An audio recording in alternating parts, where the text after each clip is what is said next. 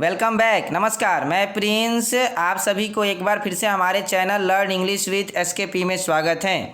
My dear, आज की इस क्लास में हम क्लास 12th के 100 मार्क्स हिंदी के पोएट्री सेक्शन का एक बहुत ही इम्पोर्टेंट और ख़ूबसूरत सा चैप्टर छपाई को पढ़ेंगे।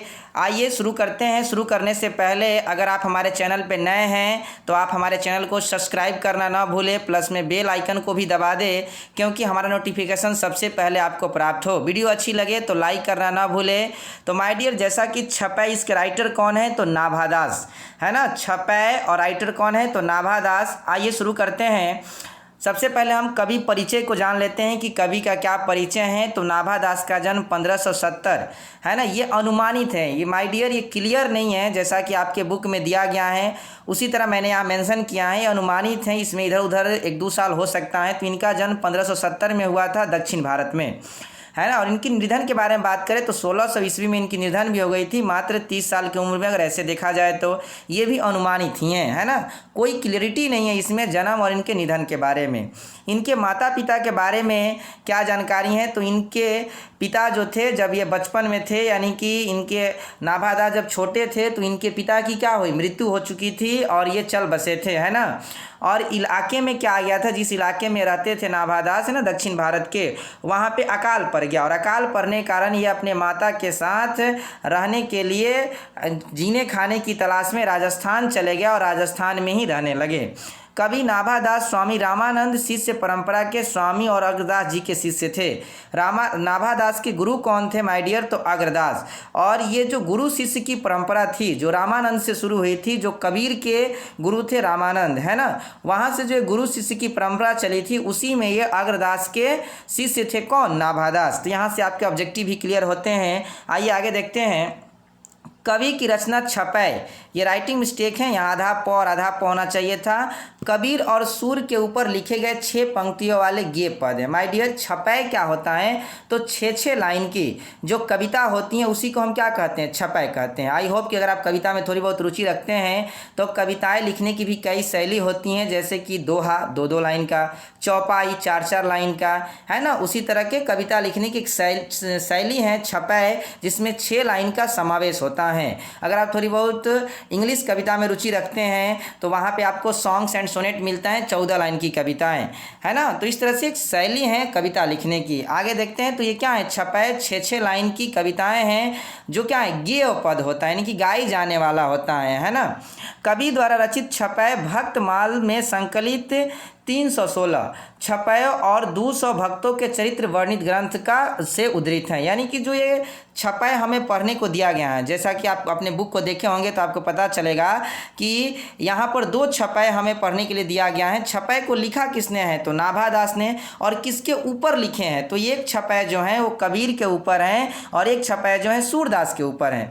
तो माय डियर, इन्होंने 316 छपाई लिखा कौन, नाभा दास ने, और उसमें 316 जो छपाई लिखा वो कितने कवियों के ऊपर लिखा, कितने भक्त कवियों के ऊपर लिखा तो 200 भक्त कवियों के बारे में इन्होंने लिखा है अपने छपाई में। और छपाई की संख्या कितनी है 316। और ये किताब कौन सा है, भक्तमाल। जैसा कि आपको नाम से ही पता चल रहा है भक्तमाल, यानी कहीं ना कहीं भक्ति की बात की जा रही है, भगवान की महिमा के गुणगान की बात की जा रही है। कवि नाभा दास तुलसीदास के समकालीन थे। इसका मतलब क्या हुआ माय डियर, तो जब तुलसीदास थे, यानी कि जब तुलसीदास का जन्म हुआ था, जिस समय तुलसीदास थे उसी समय नाभा दास भी थे। इन्हें वैष्णव संप्रदाय की दीक्षा प्राप्त थी। तो माय डियर, जो नाभा दास थे वो सगुन परंपरा में, जैसे कि आप देखेंगे कि हिंदू धर्म भी कई भागों में बटा हुआ है। वैष्णव धर्म यानी कि जो भगवान विष्णु की पूजा करते हैं, है ना। उसके बाद शैव धर्म जो भगवान शंकर की पूजा करते हैं। तो इनकी दीक्षा जो प्राप्त हुई थी, इन्होंने जो शिक्षा लिया था वो वैष्णव संप्रदाय से लिया था, वैष्णव धर्म को मानने वाले थे। कवि नाभा दास गोस्वामी तुलसीदास की तरह सगुन उपासक राम भक्त कवि थे। और खुद नाभा दास को अगर देखा जाए तो ये भी क्या थे, राम भक्त कवि थे, है ना। तो कुल मिलाकर के अगर देखा जाए ओवरऑल तो ये पूरी तरह से जो कविता है वो भक्ति के ऊपर लिखा गया है, भक्ति को बताया गया है इसमें कि किस तरह से भक्ति करनी चाहिए। और कौन लिखते हैं तो नाभा दास। और इनमें क्या क्या उन्होंने 200 कवियों को, 200 भक्त कवियों का चरित्र चित्रण किया, उसके बारे में बताया कि आखिर कबीर क्या सोचते हैं, है ना, सूरदास क्या सोचते हैं, तुलसीदास क्या सोचते हैं। तो आइए शुरू करते हैं। पहला जो छपाए हैं, जैसा कि ये हमारा पहला वीडियो है और इसमें केवल कबीर के बारे में ही हम आपको बताएंगे। हमारी दूसरी वीडियो जो आएगी वो दूसरा छपाई यानी कि सूरदास के ऊपर आएगी।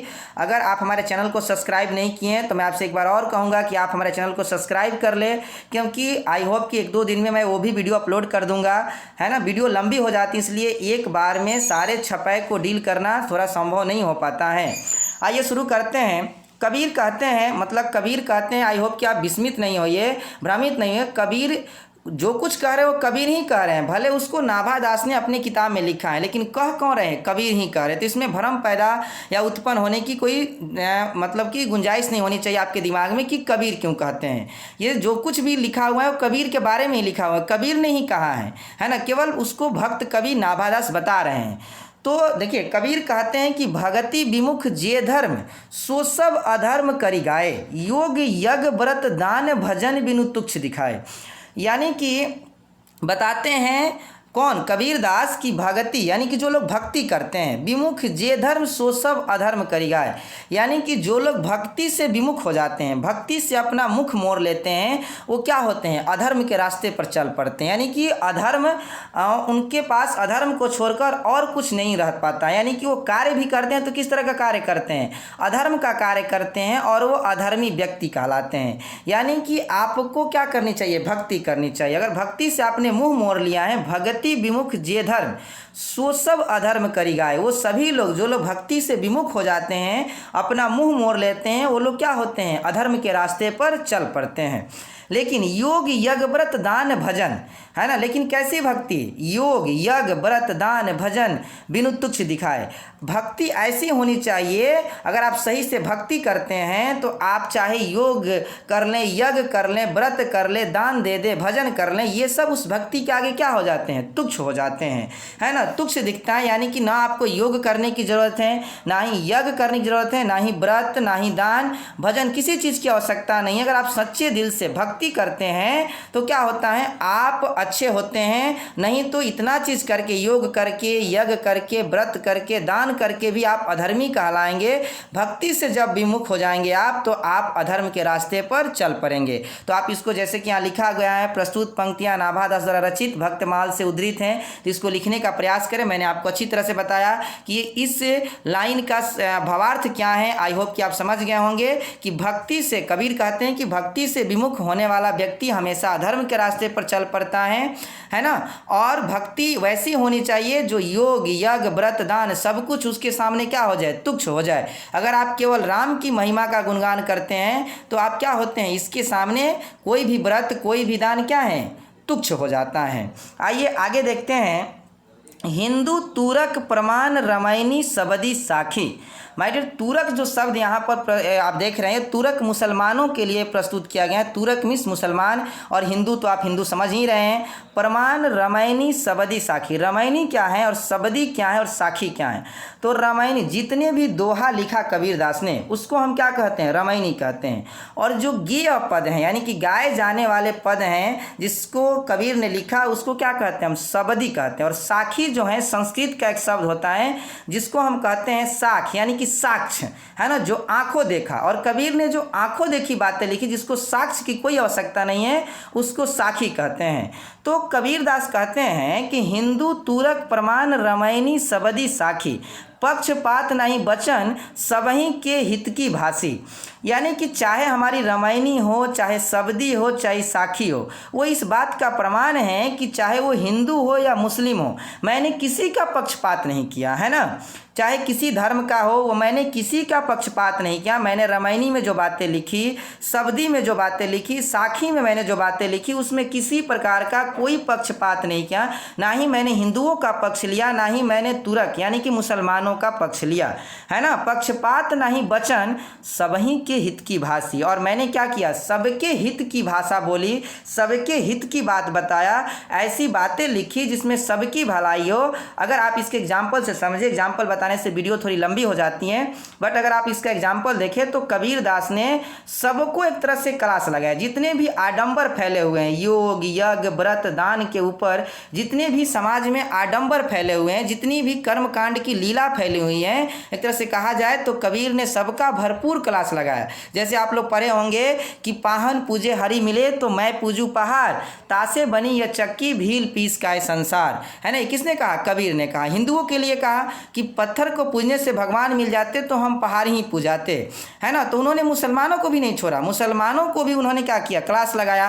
कहा कि कांकर पत्थर चून के मस्जिद लियो बनाए और ताचरी मुल्ला बांग दे क्या बहिरा तेरा खुदाए, है ना। तो इस तरह से कबीर दास ने सबकी क्लास लगाई, चाहे वो हिंदू हो चाहे वो मुसलमान हो। उसकी भक्ति के ऊपर क्लास नहीं लगाया, उसमें फैले, उस धर्म में फैले आडंबर के ऊपर, उस धर्म में फैले, है ना, जो आडंबर है जिससे लोग क्या करते हैं, दूसरे को चीट करते हैं, उसके ऊपर उन्होंने क्या किया?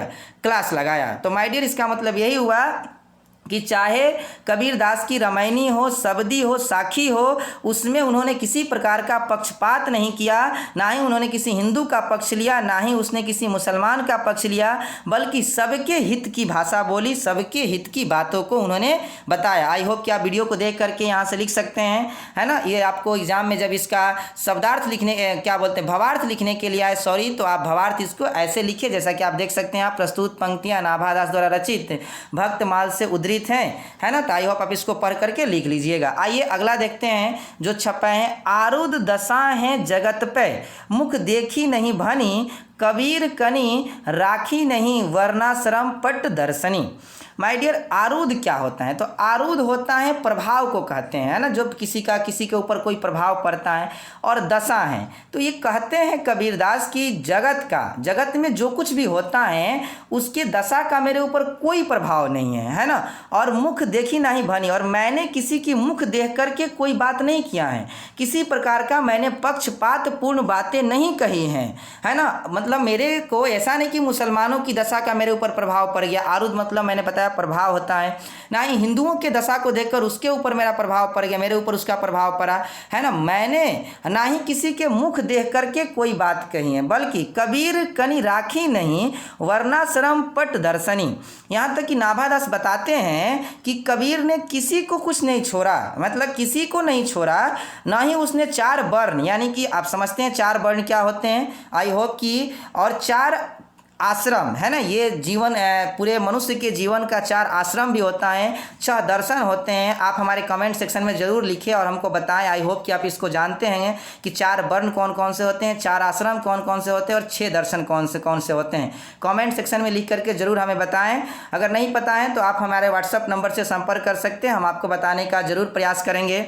तो ये बता रहे हैं नाभादास कि कबीर एक ऐसे भक्त कवि हैं जिनका उन्होंने तो एक तरह से जात पात का तो पूरी तरह से खंडन ही कर दिया, नकार ही दिया। और ये जो 4 वर्ण होते हैं उसको भी नहीं छोड़ा, 4 आश्रम होते हैं उसको भी नकार दिया, 6 दर्शन होते हैं इसको भी नकार दिया। और अगर किसी चीज़ पर जोर दिया तो किस पर? भक्ति पर, कि आप भक्ति कीजिए, सच्चे हृदय से कीजिए, किसी प्रकार के किसी आडंबर को उन्होंने महत्व नहीं दिया, चाहे वो यज्ञ हो, व्रत हो, दान हो, है ना। भक्ति करने के लिए किसी यज्ञ की आवश्यकता नहीं है, चढ़ावा चढ़ाने की आवश्यकता नहीं है, यानी कि निर्गुण भक्ति कीजिए, दिल से भक्ति कीजिए और मन से कीजिए, भगवान में आप अपना नेह लगाइए। आई होप कि आपको ये वीडियो समझ में आई होगी। आगे देखते हैं, ये 6 लाइन का था, नहीं 2-2 लाइन करके मैंने भावार्थ बता दिया। यह हमारा अंतिम स्लाइड था। आप देख सकते हैं, कबीर ने कहा है तुम धोखा खा लो, लेकिन धोखा मत देना, क्योंकि इंसान धोखा खा लेने से कुछ नहीं खोता है, धोखा देने से सब कुछ उसका खो जाता है। कितनी अच्छी लाइन है कबीर की कि कभी किसी को धोखा मत दो, भले धोखा तुमको लोग दे दे, क्योंकि धोखा खाने से आदमी कुछ नहीं खोता है, लेकिन अगर वो धोखा किसी और को देता है तो सब कुछ उसका खो जाता है। आई होप कि आपको वीडियो समझ में आई होगी। अगला जो छपा है सूरदास का, उसका 1 या 2 दिन में वीडियो अपलोड हो जाएगी। आई होप कि आप भी उसको देखिए और समझने का प्रयास कीजिए। वीडियो अच्छी लगी हो तो लाइक करना ना भूलें। अभी तक आप हमारे चैनल को सब्सक्राइब नहीं किए हैं तो सब्सक्राइब भी करना ना भूलें, प्लस में बेल आइकन को भी प्रेस कर दें, हमारा नोटिफिकेशन आपको सबसे पहले प्राप्त होगा। Thanks for watching.